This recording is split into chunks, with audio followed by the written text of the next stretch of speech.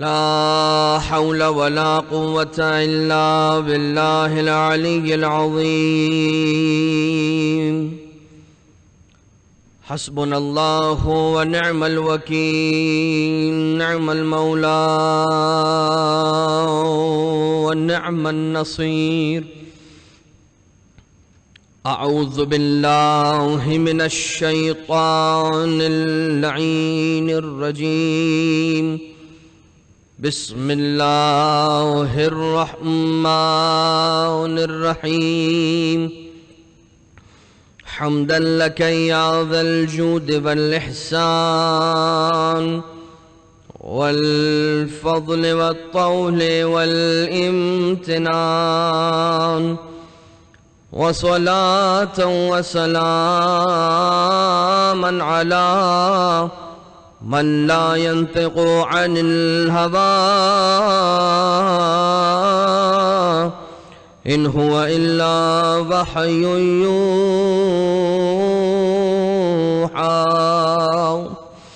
حبيب قلوبنا وشفيع ذنوبنا وطبيب نفوسنا، مولانا ومولى الثقلين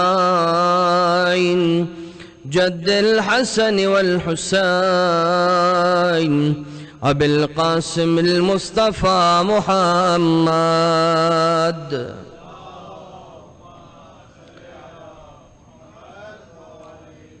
وعلى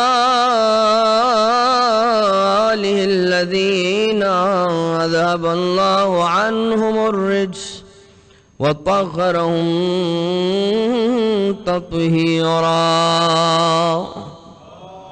اللهم صل على محمد. لا سيما على الإمام المنتظر والحجة الثاني عشر، واللعنة الدائمة الباقية على أعدائهم ومنكري فضائلهم وغاصبي حقوقهم من الأزل إلى قيام يوم الدين. أما بعد، فقد نقل عن الإمام الحجة ابن العسكري عليهم السلام أنه قال: الذي بعد فلا يرى وقرب فشهد النجوى تبارك وتعالى. وقال أمير المؤمنين علي بن أبي طالب عليه السلام: إذا مات العالم ثلم في الإسلام ثلمة لا يصدها شيء. درود.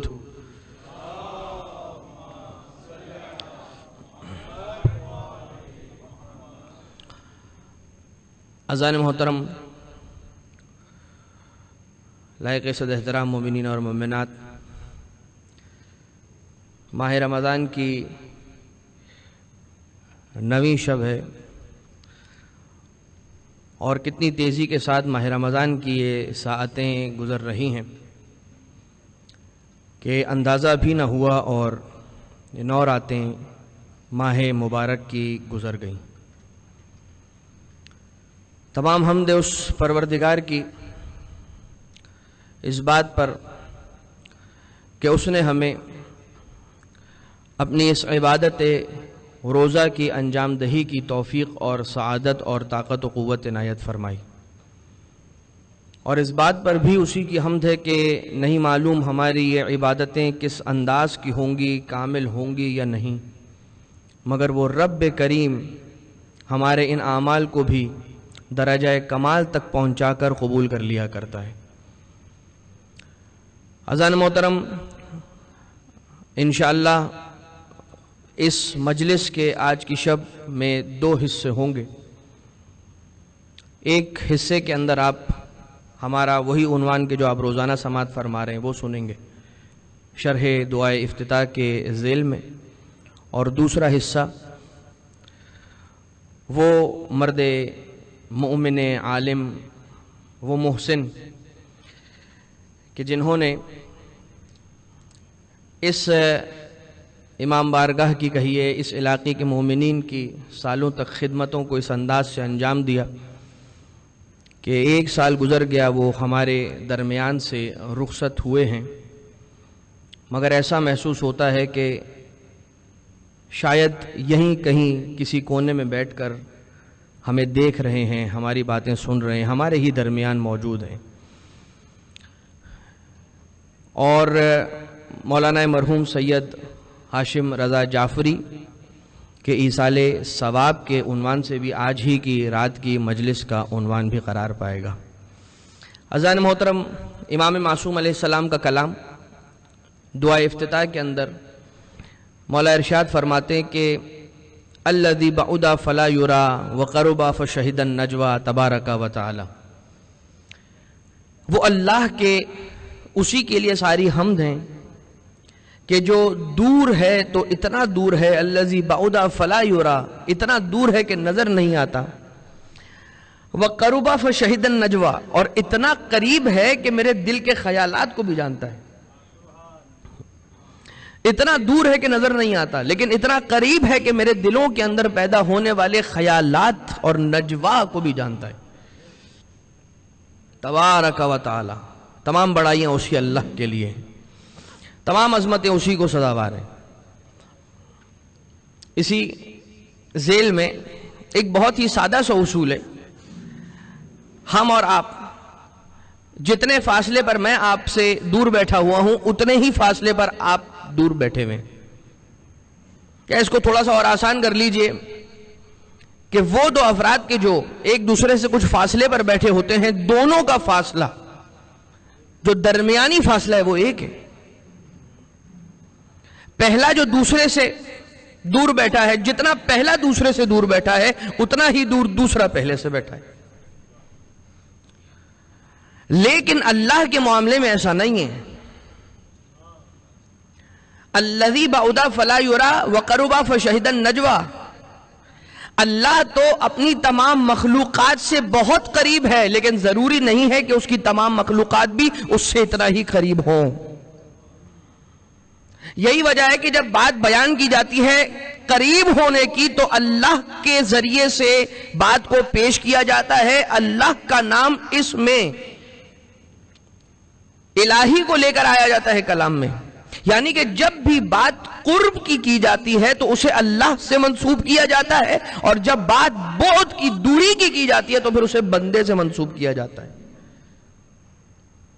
کہ اللہ تو اپنے بندے سے بہت قریب ہے، شہرک سے بھی زیادہ قریب، لیکن کیا بندہ بھی اپنے رب سے اتنا ہی قریب ہے یا نہیں؟ ضروری نہیں ہے کہ اتنا ہی قریب ہو۔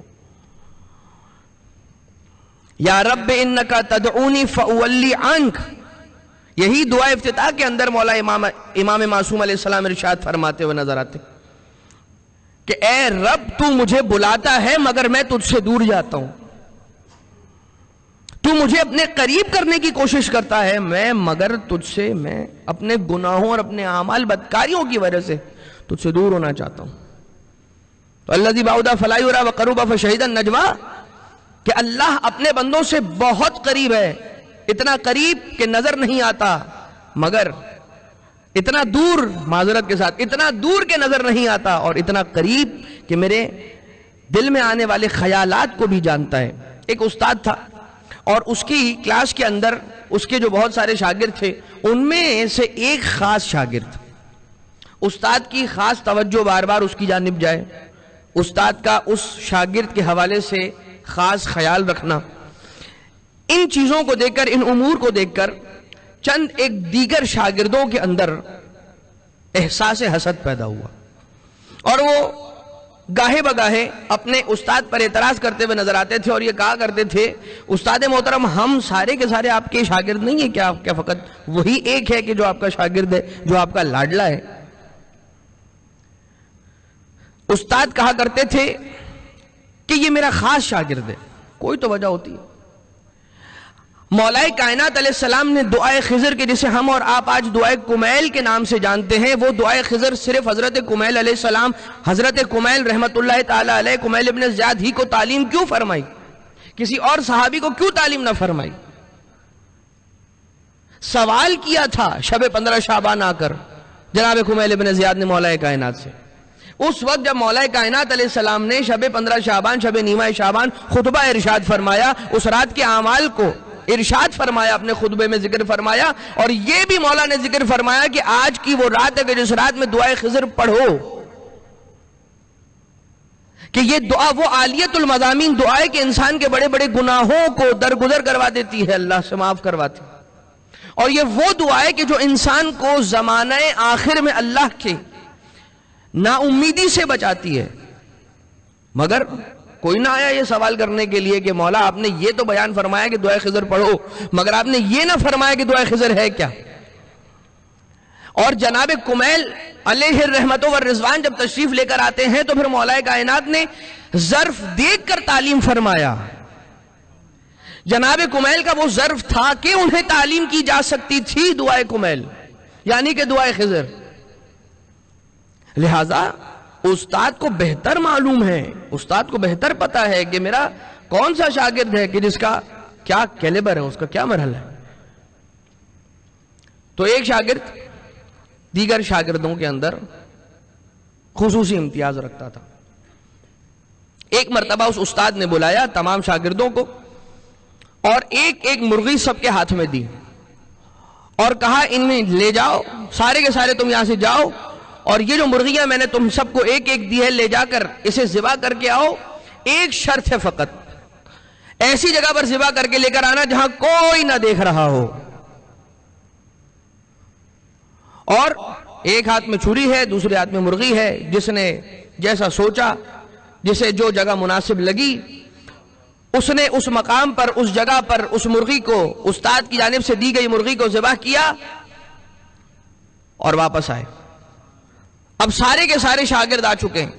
کسی نے آ کر بتایا کہ میں نے اس جگہ پہ اسے ذبح کیا, کوئی آ کر بتاتا ہے میں نے اس جگہ پر ذبح کیا. ایک شاگرد تھا کہ جو نہیں آیا تھا, اور وہی وہ شاگرد تھا کہ جو سب سے زیادہ امتیازی حیثیت رکھتا ہے اس پورے کلاس کے اندر. اور اب استاد بھی اسی کا انتظار کر رہے ہیں کہ وہ آ جائے تو پتہ چلے کہ اس نے کیا کیا ہے. اور وہ آتا ہے واپس پلٹتا ہے. تھوڑی تاخیر ہو گئی لیکن آیا. ایک ہاتھ میں اسی انداز سے چھری تھی اور دوسرے ہاتھ میں مرغی تھی. کہا بیٹا تم نے نہ ذبح کیا اس کو؟ کہا کہ استاد محترم میں لے کر تو چلا تھا جو آپ نے حکم دیا تھا اسی حکم کی تعمیل کے لیے, مگر میں نے بڑی جگہ تلاش کی کہ ایسی جگہ تلاش کر کے اسے ذبح کروں کہ جہاں کوئی نہ دیکھ رہا ہو. استاد محترم جہاں جا کر اسے ذبح کرنا چاہتا تھا اللہ تو تھا ہی کہ جو ناظر تھا, اللہ تو تھا ہی کہ جو دیکھ رہا ہوتا تھا. وہ آپ کی شرط پوری نہ ہوئی, وہ جو کنڈیشن لگائی تھی پوری نہیں ہوئی. بس کچھ نہیں ہوا. استاد نے اشارہ کیا دیکھو یہ وجہ ہے کہ میں اسے اتنا امپورٹنس دیتا ہوں. یہ تو ایک طرف ہو گئی بات, لیکن الذی بعدا فلا یرا وقربا فشہد النجوا, اتنا سا بچہ اس بات کو درک کرتا ہے. بیان کیا جاتا ہے کہ بہت قدیم زمانے کے اندر قرآن کریم کی کوئی ایک ایسی آیت تھی کہ جس کے اندر اللہ کے عذاب کا ذکر تھا. بچہ مدرسے جاتا تھا, روزانہ اس کا معمول تھا مدرسے جا کر علوم دینیہ کو سیکھتا تھا اپنے استاد سے. ایک دن جب گھر پلٹا, گھر سے جب گیا تھا مدرسے تو بالکل ٹھیک تھا, جب واپس آیا تو بخار کی کیفیت تھی, اور والدین تڑپ گئے اور والدین پریشان ہو گئے اور سوال کرنے پر مجبور ہو گئے بیٹا ایسا کیا ہوا ہے کہ تمہاری طبیعت ناساز ہو گئی؟ کہا کہ آج ہمارے استاد نے مدرسے کے اندر وہ آیت تلاوت کی تھی اور اس آیت کی تفسیر بیان کی کہ جس میں اللہ کے عذاب کا ذکر تھا. اس آیت نے مجھ پر یہ اثر ڈالا. اور بہت سارے ایسے واقعات. اللہ دیکھ رہا ہے. انسان اس بات کو اگر اپنے پہلو سے باندھ لے, میں جہاں بھی جاؤں لا یمکن الفرار من حکومتک, اے خدا میں تجھ سے فرار نہیں کر سکتا. خود امام معصوم علیہ السلام کے کلام کے یہ جملے ہیں.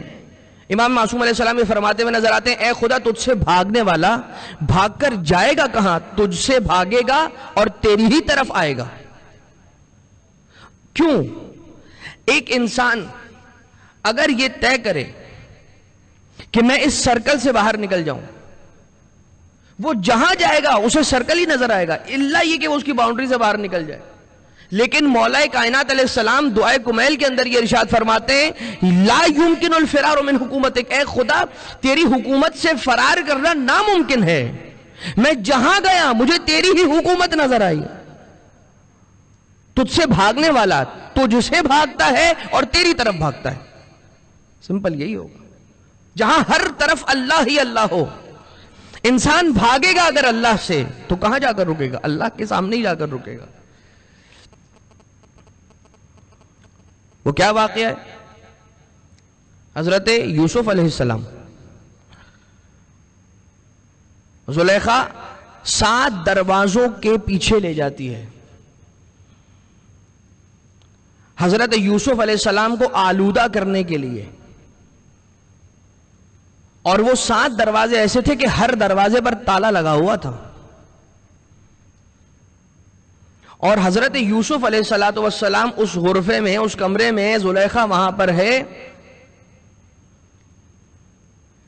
ایک ایسا کام انجام دیا، بت رکھا ہوا تھا اس کمرے میں، وہ بت کی جسے وہ خدا سمجھ کر پوچھتی تھی. بدفعلی سے پہلے لے جا کر ایک کپڑا اس بت کے اوپر ڈال دیا، اس کے چہرے پر ڈال دیا. حضرت یوسف علیہ السلام نے سوال کیا کیا وجہ ہے تمہارے اس عمل کی؟ وجہ کیا ہے؟ کہا میں نہیں چاہتی کہ اس عمل کو میں اپنے خدا کے سامنے انجام دوں.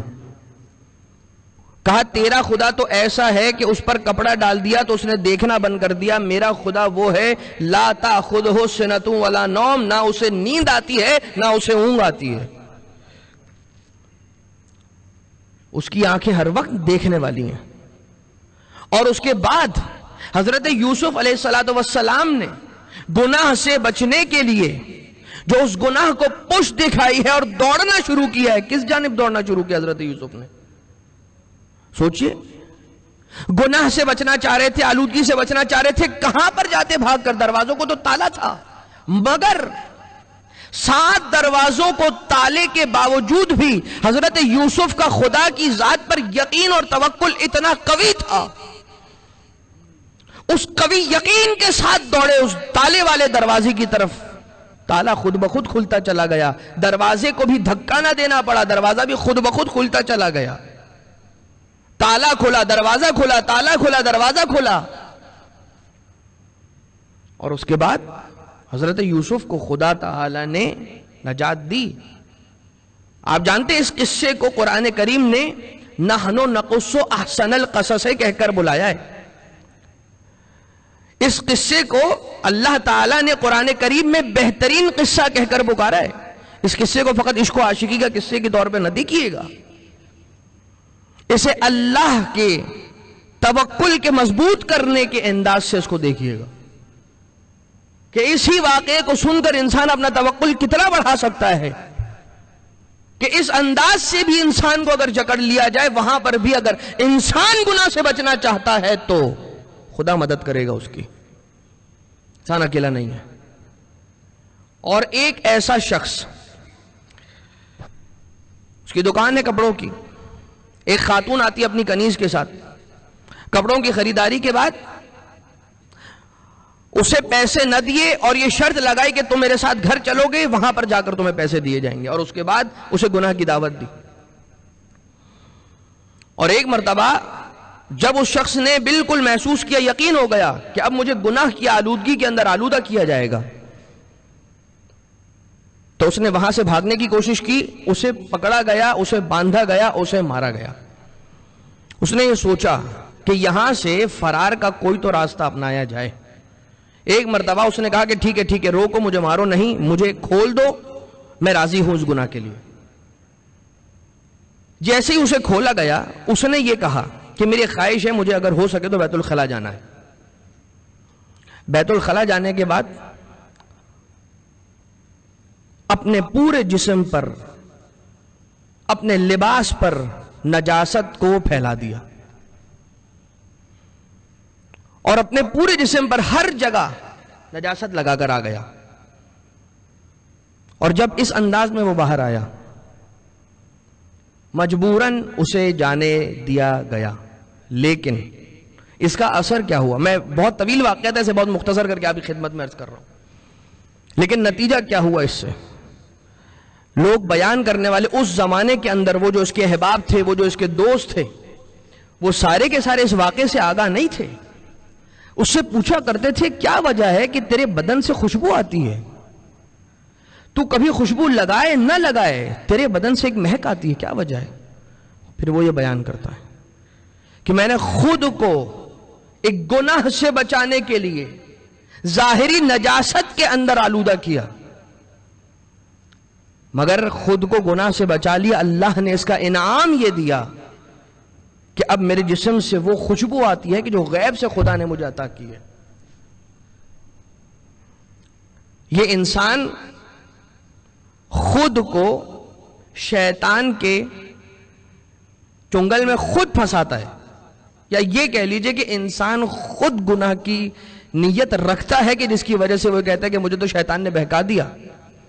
لیکن اگر انسان خود گناہ سے بچنا چاہے، یہ مثالیں ہمارے سامنے موجود، اور وہ انسان کے جو شیطان کے وسوسے میں آ کر بڑا خوش ہو جاتا ہے کہ میں نے تو گناہ نہیں کیا، مجھ سے شیطان نے گناہ کروایا، وہ شیطان قیامت کے دن کیا کہنے والا ہے؟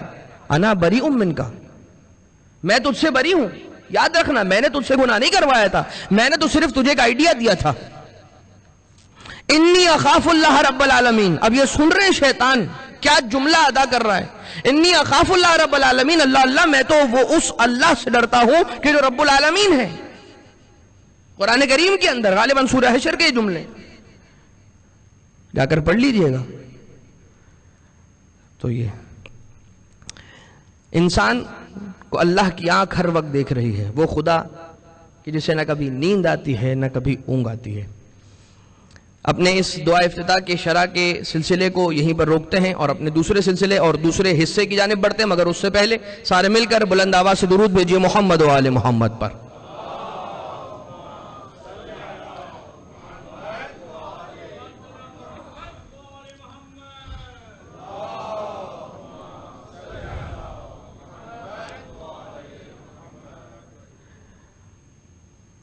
آج پورا 1 سال ہو گیا مرحوم مولانا ہاشم رضا جعفری ہمارے درمیان نہیں ہے۔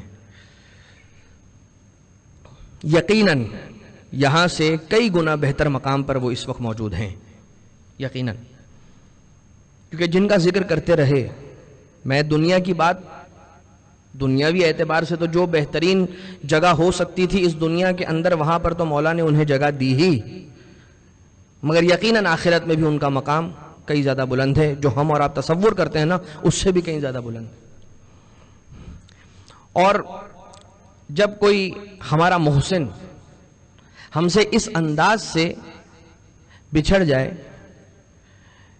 کہ ہم ایکسپیکٹ بھی نہ کر رہے ہوں اور بہت جلدی ہمیں چھوڑ جائے، تو پھر اس کی یادیں اتنی آسانی کے ساتھ ذہنوں سے نکلا نہیں کرتی، اور وہ انسان ایسا انسان ہو کہ جو مرد مومن عالم باعمل ہو،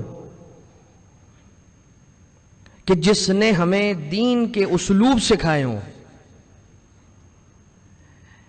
من علمنی حرفا فقد سیرنی عبدا، مولا کائنات علیہ السلام کا یہ جو کلام ہے، اگر اس کے تناظر میں مولانا مرحوم کی خدمات کو آپ دیکھیں تو ہم سب مولانا کے غلام تھے۔ من علمنی حرفا فقد سیرنی عبدا، جس نے مجھے ایک حرف سکھایا، ایک حرف، من علمنی حرفا فقد سیرنی عبدا، جس نے مجھے ایک حرف سکھایا اس نے مجھے اپنا غلام بنا لیا۔ یقیناً ہم سب مولانا مرحوم سید ہاشم رضا جعفری کے غلام ہیں، اور حق بھی ہے ہم پر، ہمارا فرض ہے، ان کا ایک حق ہے ہماری گردنوں پر کہ ہم جتنی نیکیاں کرتے ہیں روزمرہ اپنی زندگیوں کے اندر، وہاں کہیں نہ کہیں مولانا کو ضرور شامل کریں اور انہیں یاد رکھیں۔ وہ انسان ساری زندگی علوم اہل بیت کے اندر گزار دی، خدمت علوم اہل بیت میں جس انسان نے گزار دی ہو، آدھی زندگی سیکھنے میں اور اس کے بعد باقی زندگی ہم سب کو سکھانے میں، اور وہ انسان کے جو اتنا شفیق انسان ہو. دیکھیے ذاکر اہل بیت ہونا اس وجہ سے کسی انسان کا مولا کی نگاہوں کے اندر، اللہ کی نگاہوں کے اندر، خدا کی نگاہوں کے اندر ایک مرتبہ ہونا، یہ ایک اور بات ہے. لیکن انسان جب کسی دوسرے انسان سے محبت کرنے لگتا ہے، یقیناً کسی نہ کسی کے لیے، ہر اعتبار سے کسی کے لیے شفیق دوست کی حیثیت رکھتے ہوں گے، کسی کے لیے باپ کی حیثیت رکھتے ہوں گے، کسی کے لیے بھائی کی حیثیت رکھتے ہوں گے، کسی کے لیے رازدار کی حیثیت رکھتے ہوں گے. یقیناً ایسا ہوتا ہے. ہم علماء کرام سے بہت سی مرتبہ اپنے رازوں کو شیئر کرتے ہیں کہ وہ اہل بیت کی تعلیمات کی روشنی میں ہمیں ہمارے مسائل کا حل بتائیں. بہت سو کے رازدار رہے ہوں گے. اور برادر ساجد سے جو بات ہو رہی تھی جناب شادر صاحب سے، ان کے انتقال کے بعد یہ باتیں سامنے آنے لگیں کہ کس انداز سے وہ خبرگیری کیا کرتے تھے لوگوں کی، مخفی انداز سے. اور ایسا اخلاق کہ انسان کو بات کرنے کا دل چاہے، ساتھ جا کر بیٹھنے کا دل چاہے، وقت گزارنے کا دل چاہے کہ کچھ اور جملے ہم مولانا محترم کے ساتھ بیٹھ کر کچھ کلام کریں. اور جب اخلاق ایسا ہو، جب محبت کا طریقہ اور اسلوب ایسا ہو، تبھی یہ ہوتا ہے. کہ مولا کائنات علیہ السلام نے فرمایا ایسے رہو کہ جب تک زندہ رہو لوگ تم سے ملنے کے مشتاق ہوں، جب اس دنیا سے چلے جاؤ تو لوگ تمہیں یاد کر کے روئیں. یہی تو وجہ تھی کہ جب مولانا محترم کا انتقال ہوتا ہے تو اس کے بعد ہر آنکھ اس انداز سے اشک بار تھی کہ کوئی اپنا اس دنیا سے رخصت ہو گیا، کوئی اپنا اس دنیا سے رخصت ہو گیا. اور آپ یہ قطعاً نہ سمجھیے گا کہ ابس جملے یا ہمارا وقت ضائع ہو رہا ہے.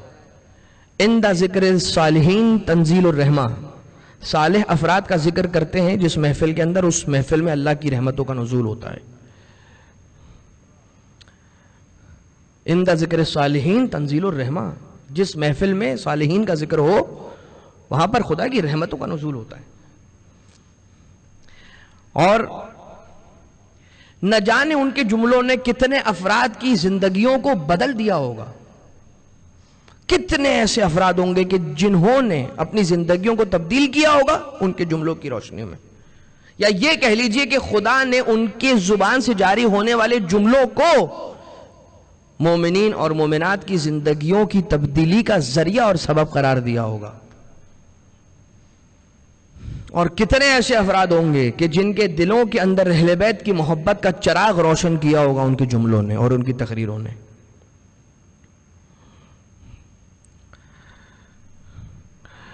اور جن اہل بیت کا ذکر کرتے رہے ہیں وہ اہل بیت کبھی کسی کا کوئی حق رکھتے نہیں ہیں، کوئی حق نہیں رکھتے. اہل بیت کبھی کسی کا کوئی حق نہیں رکھتے. اس دنیا سے رخصت ہونے کے بعد مولا نے اپنے جوار میں بلا لیا، اے ہاشم رضا جعفری اب قیامت تک ہمارے پڑوس میں آ کر، سلامتی کی وادی میں آ کر آرام کرو، یہ تمہاری جگہ ہے.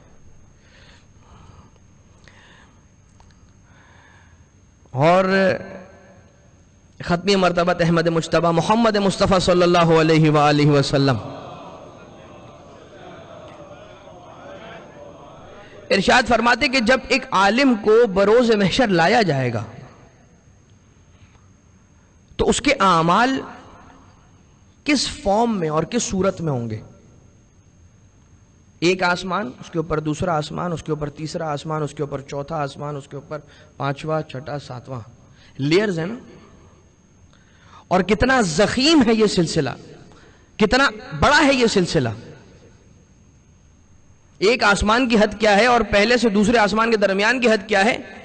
رسول اکرم کے حدیث مبارک کی روشنی میں جب عالم کو محشر کے میدان میں لے کر آیا جائے گا تو دو میں سے کوئی ایک طریقے سے ان کے اعمال کو پیش کیا جائے گا، یا تہ در تہ آسمانوں کی صورت میں اعمال کو پیش کیا جائے گا، یا بلند و بالا پہاڑوں کی صورت میں پیش کیا جائے گا ان کے اعمال کو. اور خود وہ عالم جب حاضر ہو جائے گا، خدا سے سوال کرے گا، بار الہ یہ اعمال میرے نامہ اعمال سے لا کر یہاں پر رکھے گئے ہیں؟ کہا ہاں۔ اے خدا میں نے اتنے اعمال تو انجام نہیں دیے تھے۔ کہا ہاں، یہ وہ علم ہے کہ جس علم پر لوگوں نے عمل کیا، یہ تمہارا وہ علم ہے کہ جس علم پر لوگوں نے عمل کیا۔ تو امیر ممکنات مولا کائنات حلال مشکلات حضرت علی ابن ابی طالب علیہ السلام ارشاد فرماتے ہیں،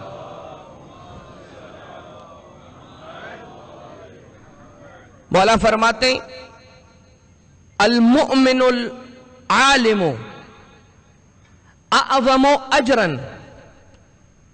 من الصائم القائم الغازی فی سبیل اللہ، کہ ایک مومن عالم، بڑی بڑی لطیف بات ہے یہ، ایک مومن عالم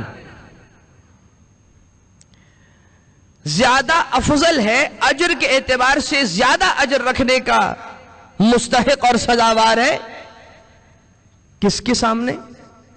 وہ شخص کے جو روزہ دار بھی ہو اور قائم باللیل بھی ہو، راتوں کو جاگ کر بھی گزار کر عبادت خداوندی میں شب زندہ کرتا ہو، اور غازی ہو فی سبیل اللہ، اللہ کی راہ میں جہاد کر کے زندہ لوٹ آئے، اس سے بھی زیادہ اجر کا مستحق ہے کون؟ ایک مومن عالم۔ کیوں؟ آپ جانتے ہیں جو غازی ہوتا ہے نا، اس کا مقابلہ کس سے ہوتا ہے؟ ایک غازی کا مقابلہ ہوتا ہے حدود اور بارڈرز پر موجود کفار سے، یا کفار سے مقابلے پر ہوتا ہے، بارڈرز کی باتیں چھوڑ دیں۔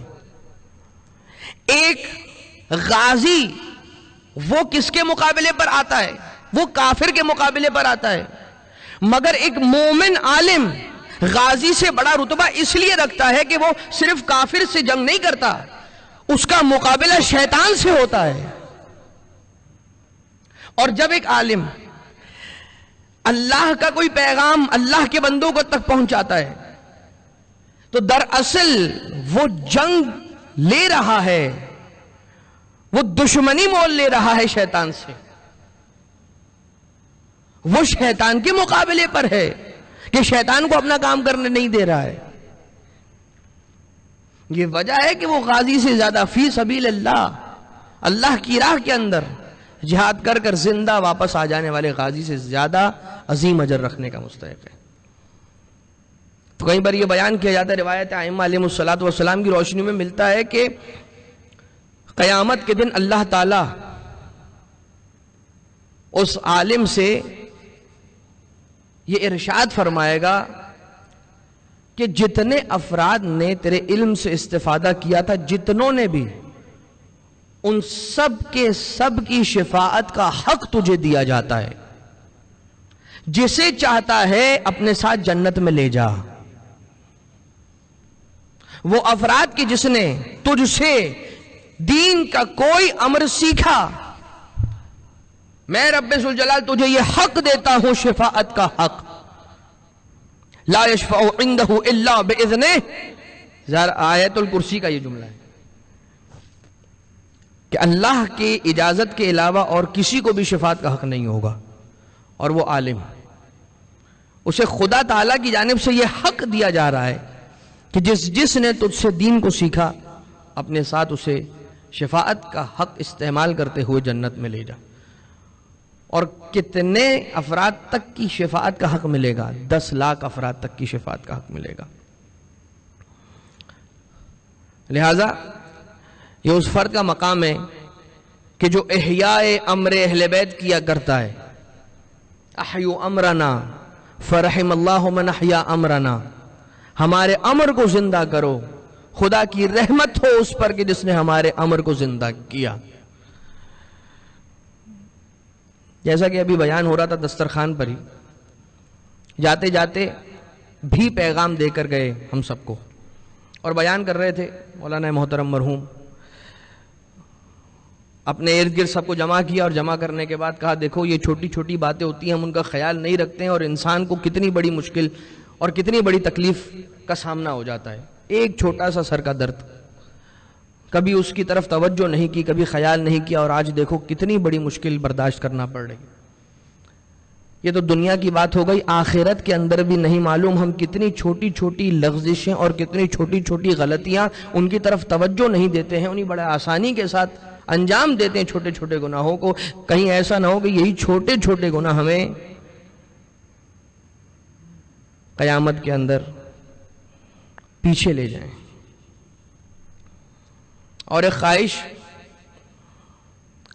کہہ رہے تھے کہ اگر خدا نے مجھے شفا دی، میں صحت یاب ہو گیا، تو پھر مجلس کا انعقاد کریں گے اور غازی ابو الفضل العباس شہنشاہ وفا علیہ السلام کے مصائب کا ذکر کریں گے۔ بس انہی کی خواہش کے مطابق مولا عباس علیہ السلام کے مصائب کے چند جملے آپ کی خدمت میں عرض کرتے ہیں، اور اس کا اجر مولانا مرحوم کو ارسال کرتے ہیں۔ ابو الفضل العباس کے جو آقا حسین سے اپنی آخری سانس تک وفا کرتے رہے، آخری سانس تک وفا کرتے رہے، اور مولا عباس علیہ السلام فقط یہی کہہ رہے تھے، مولا اب مجھ سے ان بچوں کی العطش کی صدا نہیں سنی جاتی، آقا اب تو جنگ کی اجازت دے دیں۔ آقا حسین نے کہا عباس تم تو میرے لشکر کے علمبردار ہو۔ مولا عباس نے دائیں جانب دیکھا، بائیں جانب دیکھا، سر کو جھکا لیا، کہا آقا وہ لشکر کہاں رہا کہ جس لشکر کا میں علمبردار تھا۔ آقا عباس علیہ السلام کو جنگ کی اجازت تو نہ ملی، البتہ پانی کی سبیل کی اجازت ضرور ملی، مگر جو وسیلہ آقا عباس نے اپنی اس خواہش کے لیے آقا حسین کی بارگاہ میں پیش کیا تھا، ایک ہاتھ میں مشک و علم لے کر آئے تھے اور دوسرے ہاتھ میں اپنے اس وسیلے جناب سکینہ کو اٹھا کر لے کر آئے تھے۔ آقا سکینہ کا واسطہ، میں بچوں کو پانی کی سبیل کروانا چاہتا ہوں، بچے بہت پیاسے ہیں مولا، اور سارے بچوں کو بڑی ڈھارس تھی کہ مولا عباس ہے نا، پانی آ جائے گا، پانی آ جائے گا۔ جب شام غریبہ ایک مومنہ پانی لے کر آتی ہے، جناب زینب کی خدمت میں آتی ہے پانی لے کر، جناب زینب نے پانی پینے سے منع کر دیا، جناب زینب نے کہا اس وقت سب سے چھوٹی سکینہ ہے، سکینہ کو پانی پیش کرو۔ جب پانی کا کوزہ سکینہ کے سامنے پیش کیا گیا تو جناب سکینہ نے فقط ایک ہی سوال کیا تھا، پھوپھی زینب یہ بتائیے کیا میرے چچا عباس واپس آ گئے؟ عباس چلے مشک کو لے کر نہر فرات پہنچتے ہیں، مشک کو بھرا، جیسے ہی واپس آ رہے تھے خیمے کی جانب، آقا نے مشک کو دائیں ہاتھ میں تھاما ہوا تھا، دور سے ایک لعین کا نیزہ چلا، وہ تیر چلتا ہے، مولا عباس کا دایاں بازو قلم ہو گیا، مولا نے مشکیزے کو اپنے بائیں ہاتھوں میں تھاما، بایاں بازو قلم ہوا، مولا نے مشکیزے کو دانتوں میں دبا لیا اور خود کو مشکیزے پر جھکاتے جاتے ہیں، کوشش کرتے جاتے ہیں کسی طرح پانی خیموں تک پہنچ جائے۔ اولاد حسین پیاسی ہے، مگر ایک تیر چلا، مشکیزے میں پیوست ہوا، پانی کیا گرنا تھا، عباس گھوڑے سے زمین کربلا پر گرے۔ اپنے مدد کے لیے آقا حسین کو نہ پکارو، یہ نہ کہا مولا مدد کو آؤ، فقط سلام پیش کیا، السلام علیکہ یا ابا عبداللہ۔ یہاں مولا حسین کو سلام کرنا تھا، وہاں مولا حسین نے اپنی کمر کو پکڑ لیا، کہا اللہ نے ان کا سرا ظاہری، بس یہ وہ وقت ہے حسین کی کمر ٹوٹ گئی، کسی طرح سے خود کو آقا حسین نے عباس کے سرانے پہنچایا۔ مولا حسین کو جیسے ہی محسوس کیا، مولا حسین کو سلام عرض کیا اور کہا آقا میری خواہش ہے اگر میرے آنکھوں پر جمے ہوئے خون کو ہٹا دیجئے، ایک آنکھ میں تیر لگا ہوا تھا، دوسرے آنکھ پر خون جمع ہوا تھا، مولا حسین نے خون کو ہٹایا، آقا عباس نے اپنی آنکھوں کو کھولا، کہا اس دنیا میں آیا تھا سب سے پہلے آپ کے چہرے کی زیارت کی تھی، اس وقت دنیا سے جاتے جاتے آپ کے چہرے کی زیارت کر کے جانا چاہتا ہوں۔ آقا میری ایک اور وصیت ہے، مولا میرا لاشا خیموں میں نہ لے جائیے گا۔ مولا عباس سکینہ سے شرمندہ ہے، نہ جنگ کر سکا نہ پانی کی سبیل کر سکا۔ یہ سننا تھا۔ مولا حسین نے کہا عباس تیری وصیتوں پر عمل کیا جائے گا، مگر تیرے آقا کی بھی ایک خواہش ہے، اگر ہو سکے تو اس خواہش کو پوری کر دینا۔ آقا عباس سے حسین نے اپنی خواہش کا اظہار کرنا شروع کیا، کہا بھائی عباس ساری زندگی جب بھی پکارا آقا کہہ کر پکارا، ایک مرتبہ اپنی زبان سے بھائی کہہ کر پکارو، ہو نہ ہو عباس کو اپنی ماں ام البنین کا وعدہ یاد آیا ہوگا۔ ایک طرف امام کا حکم ہے، دوسری طرف ماں کی نصیحت، عباس کرے تو کیا کریں؟ یہاں عباس کے لبوں کو جنبش ہوئی، کہا بھائی حسین، وہاں عباس کی روح کا پھنسے عنصری سے